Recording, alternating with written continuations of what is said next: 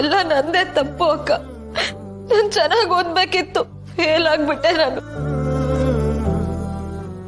Fail ಆದ್ಮೇಲೆ ಅತ್ತು ಏನ್ ಪ್ರಯೋಜನ ಹೇಳು?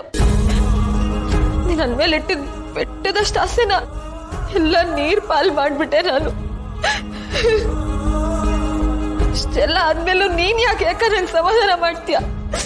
ನೋಡು, ನನ್ ಕೆನ್ನೆಗೆ 2 ಬಾರಿಸ್ಬೇಕು, ಆಗ್ಲೂ ನಿನ್ ಸಮಾಧಾನ ಆಗೋದು.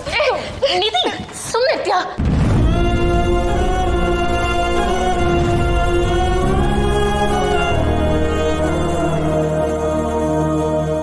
ನಿಧಿ, ಯಾಕೆ ಹೀಗೆ ಮಾಡ್ತಿದ್ಯಾ? ನಾನ್ ಡಾಕ್ಟರ್ ಆಗ್ಬೇಕಂತ ನೀನ್ ಎಷ್ಟೆಲ್ಲ ತ್ಯಾಗ ಮಾಡಿದೆ ಅಂತ ನನಗ್ ಮಾತ್ರ ಗೊತ್ತು ಕಣೆ ಅಕ್ಕ. ಎಲ್ಲ ಹಾಳಾಗೋಯ್ತು. ಅಚ್ಚಿ ಎಲ್ರ ಹತ್ರನು ನನ್ ಮೊಮ್ಮಗಳು ದೊಡ್ಡ ಡಾಕ್ಟರ್ ಆಗ್ತಾಳೆ ಅಂತ ಹೇಳ್ಕೊಂಡ್ ಬರ್ತಿದ್ಲು. ಇವಾಗ ಅವಳಿಗೆ ಯಾವ ಮುಖ ತೋರಿಸ್ಲಿ ನಾನು? ಹಾಗೆಲ್ಲ ಏನು ಆಗಲ್ಲ ಕಣೆ.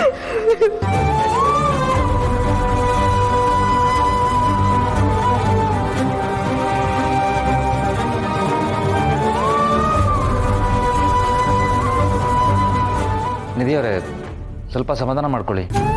ಎಲ್ ಸಮಾಧಾನ ಸರ್? ನಾನು ಹೇಗ್ ಸಮಾಧಾನ ಮಾಡ್ಕೊಳ್ಳಿ?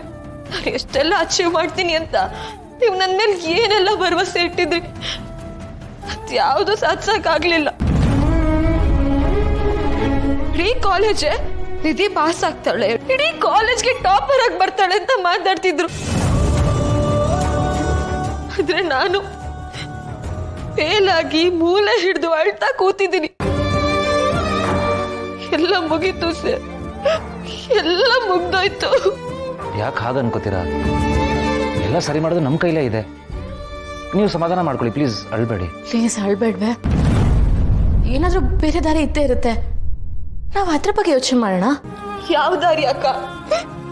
ಇರೋ ದಾರಿ ಎಲ್ಲ ನನಗೆ ಮುಚ್ಚೋಗಿದೆ, ಇನ್ಯಾವ ದಾರಿ ಇದೆ?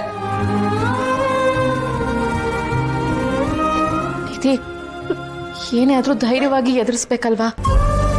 ನೋಡು, ಒಂದ್ ಬಾಗ್ಲು ಮುಚ್ಚಿದ್ರೆ ಇನ್ನೊಂದ್ ಬಾಗ್ಲು ತೆರೆಯತ್ತಂತೆ. ನಾವು ಮೊದಲು ಸೊಲ್ಯೂಷನ್ ಹುಡ್ಕೋಣ. ಕೆಲವೊಂಥರನೇ ಸೋಲನ್ನು ಸಮಾನವಾಗಿ ಸ್ವೀಕರಿಸ್ಬೇಕು ಕಣೆ.